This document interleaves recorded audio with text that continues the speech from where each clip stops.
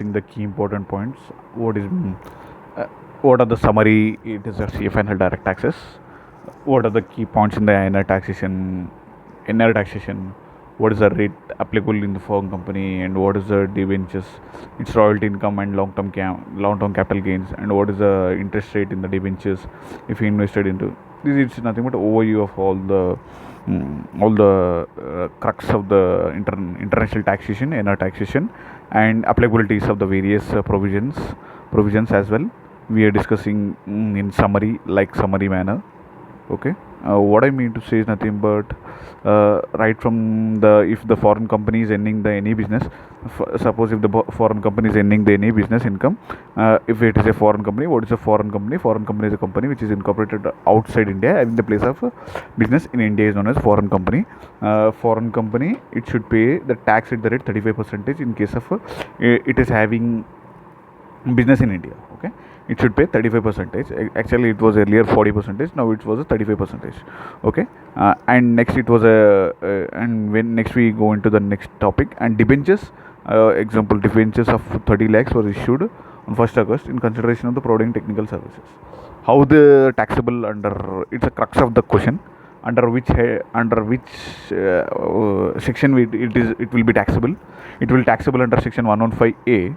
It will taxable under the section 115A. I said it was taxable under section 115A. It is nothing FTS, royalty fee for technical services. It any consideration instead of one company is issuing the debenture, and it's one company issuing the debenture, you getting the technical fee for royalty. This is come under the section 115A and taxable at the rate 20%. And royalty income generally taxable at the rate 20% under 115A.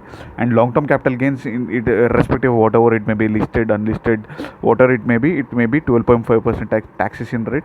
Okay, it will be computed without indexation. Okay, it will be computed without indexation. I said it was computed without indexation benefits. Okay, and interest on debentures taxable if it's Indian currency, it's a 35% normal tax rate. If the interest on debentures, if it is totally foreign company income, if it is a debentures, interest on debentures, if it is a foreign company, if it is in the foreign currency, Indian currency taxable at the rate, Indian currency taxable at the 35%. If it is in the foreign currency, it's a 20%. And dividend on GDA, global depository receipts, taxable at the rate under new section, nothing but new section, not it's a under special section 115 AC. And dividend on equity shares taxable at the rate 20%. These are the rates, special rates. Once I will recollect all the things. Nothing but what I mean to say is nothing but dividend, business income taxable, business income of the foreign company taxable at 35%, and debentures issued in consideration of the royalty taxable at the 20%, and royalty income is always taxable at the 20% and 115A, and long-term capital gains on the unlisted shares covered under 1112A. Okay, 1112, not under 112A. It will covered under 112, not under 1112A. Okay, na? It will covered under 112. It's nothing but 12.5%. Okay, and debentures in the Indian currency taxable at the 35%, debentures in the foreign currency 20%, and in the debentures 10%, and equity. Okay, right? Next we going to discuss the crux. It is a chapter 12A. Nothing but chapter 12A. How the foreign institutional investor is charging the section under section 115 AD. Okay, how it is taxable.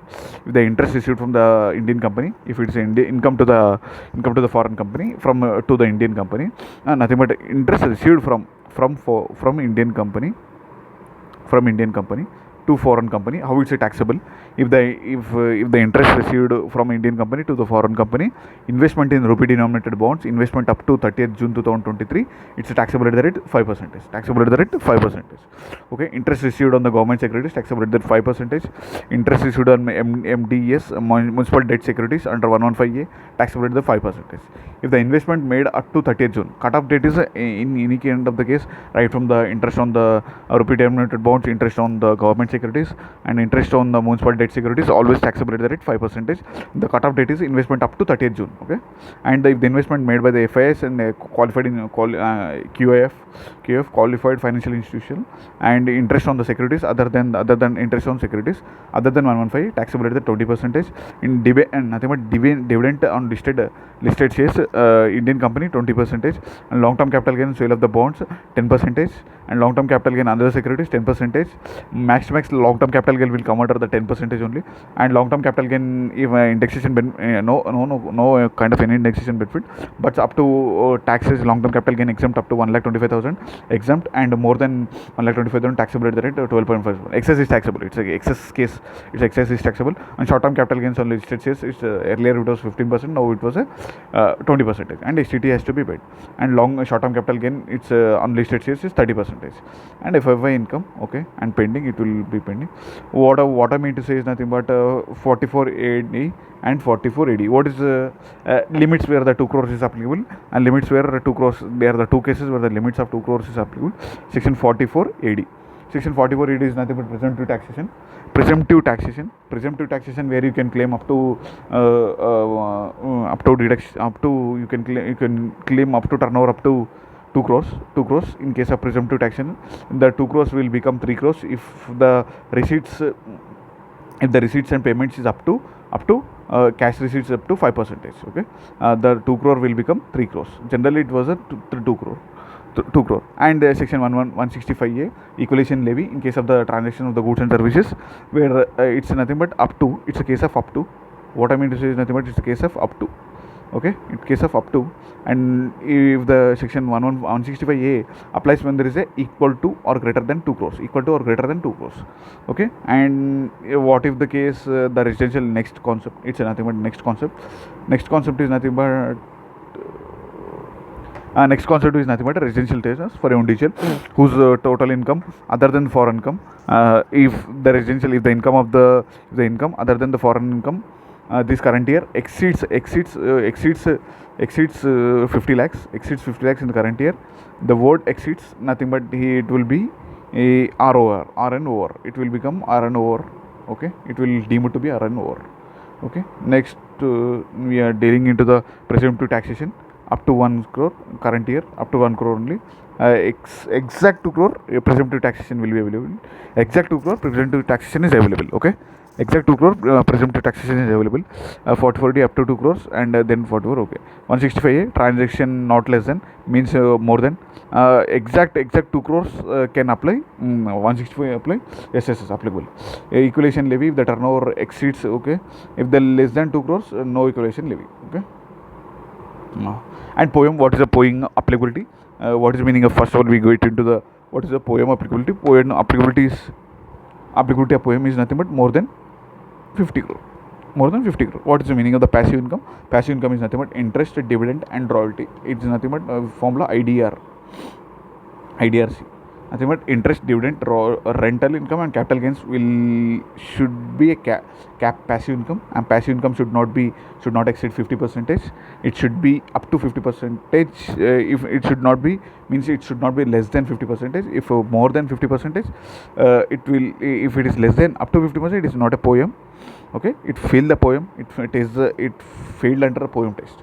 Of the passive income is up to 50% or less than equal to 50%, then it will be come under the POEM. Okay. What if the assets and employees and payroll, it is nothing but less than or equal to 50%. Okay. What is the minority interest? Minority interest is nothing but for which the indirect transfer is not applicable. In case the minority interest, it will come under the non-resident taxation.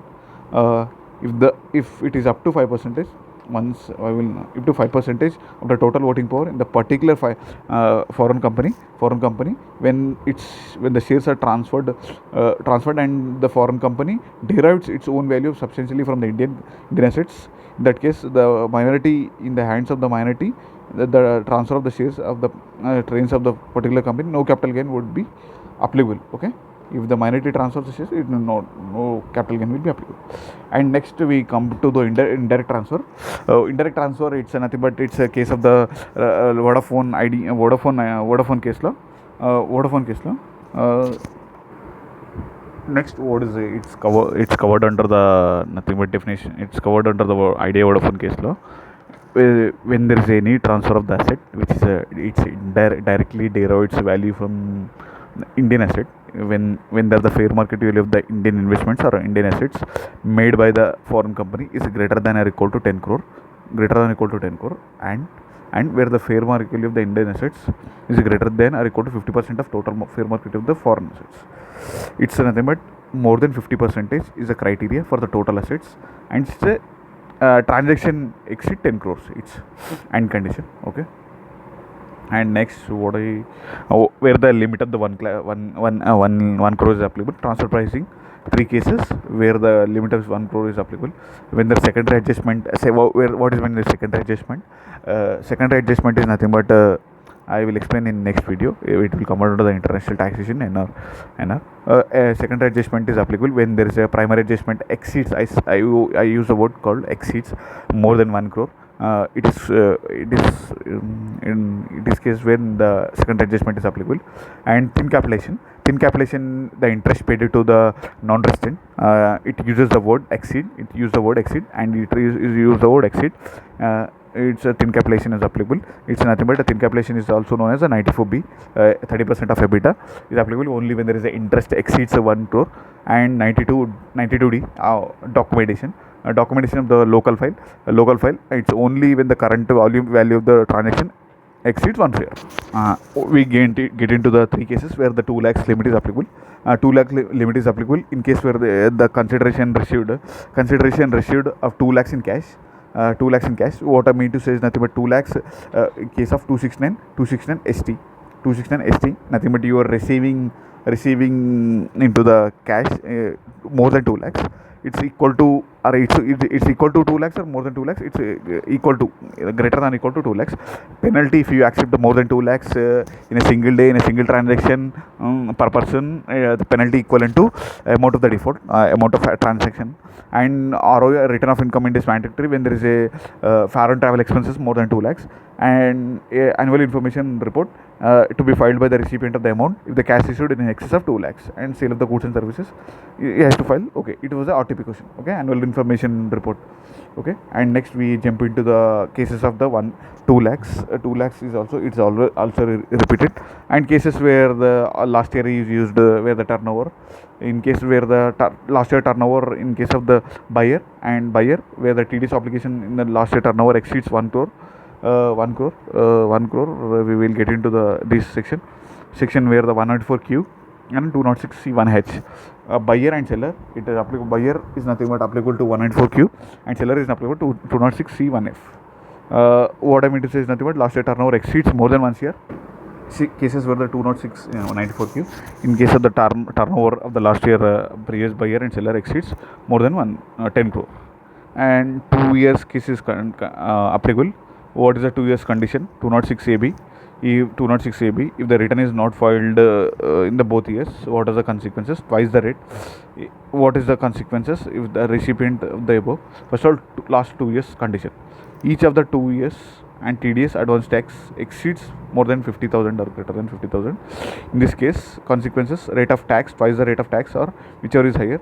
If the person does not furnish the PAN, what is the rate of the TDS is applicable? 20% or higher, 206A, whichever is higher. Okay.